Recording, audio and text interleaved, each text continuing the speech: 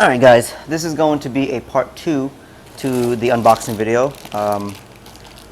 Going to open up this baggie.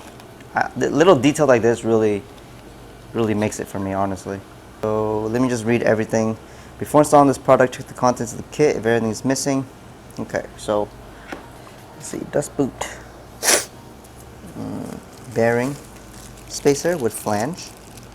I'm just gonna follow the rear, and I assume they already had it all set up, so I'm gonna go ahead and check this out. And we're going to just slightly loosen this top. There we go.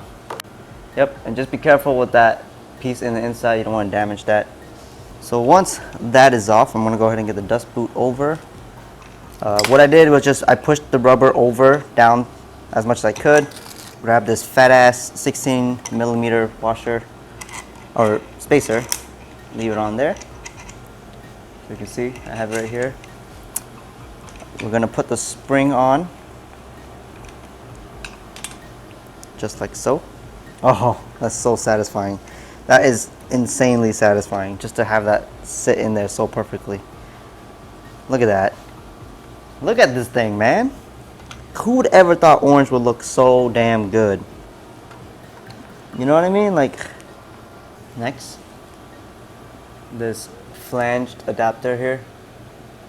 It's gotta go up here, and it sits perfectly centered, like so. As you can see, let me get a little closer. You can see right here. There you have it. This is a assembled front coilover for a S2000 AP1 or AP2. It worked both ways. I'm gonna go ahead and measure everything because on the book it does tell you what the measurements are supposed to be. There are some line measurements, so I just want to make sure everything is right.